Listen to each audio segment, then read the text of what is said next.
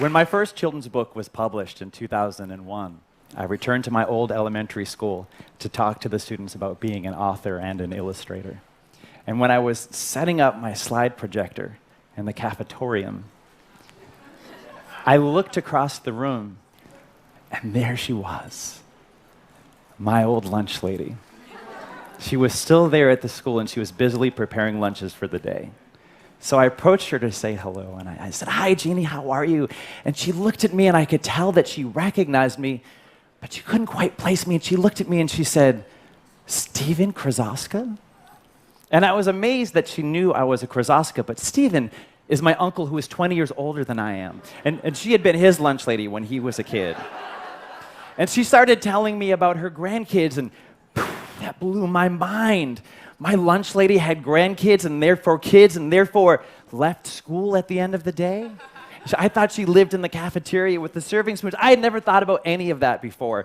Well, that chance encounter inspired my imagination, and I created the Lunch Lady graphic novel series. A series of comics about a lunch lady who uses her fish stick nunchucks to fight off evil cyborg substitutes, a school bus monster, and mutant mathletes. And at the end of every book, they get the bad guy with their hairnet, and they proclaim, "Justice is served." And it's been amazing because the series was so welcomed into the reading lives of children, and they send me the most amazing letters and cards and artwork. And I would notice as I would visit schools, the lunch staff would be involved in the programming in a very meaningful way. And coast to coast, all of the lunch ladies told me the same thing. "Thank you for making a superhero in our likeness." Because the lunch lady has not been treated very kindly in popular culture over time. But it meant the most to Jeannie. When the books were first published, I invited her to the book launch party. And in front of everyone there, everyone she had fed over the years, I gave her a piece of artwork and some books. And 2 years after this photo was taken, she passed away. And I attended her wake, and nothing could have prepared me for what I saw there. Because next to her casket was this painting. And her husband told me it meant so much to her that I had acknowledged her hard work, I had validated what she did. And that inspired me to create a day where we could recreate that feeling in cafeterias across the country. School Lunch Hero Day, a day where kids can make creative projects for their lunch staff.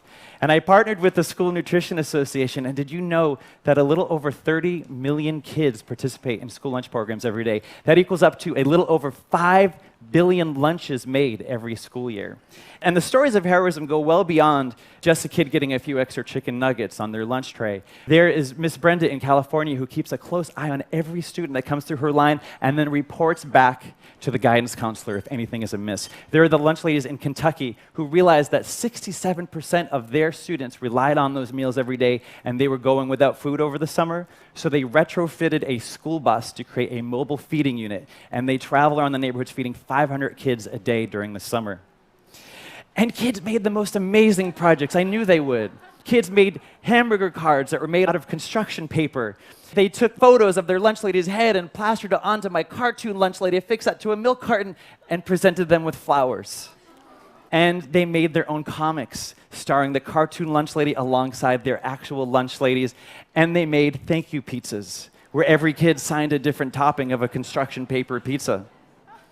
For me, I was so moved by the response that came from the lunch ladies. Because one woman said to me, she said, before this day, I felt like I was at the end of the planet at this school.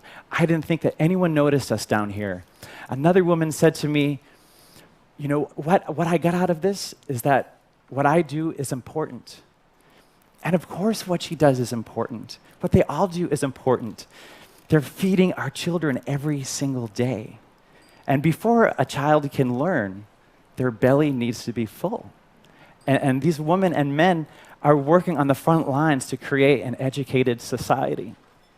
So I hope that you don't wait for School Lunch Hero Day to say thank you to your lunch staff. And I hope that you remember how powerful a thank you can be. A thank you can change a life. It changes the life of the person who receives it, and it changes the life of the person who expresses it. Thank you.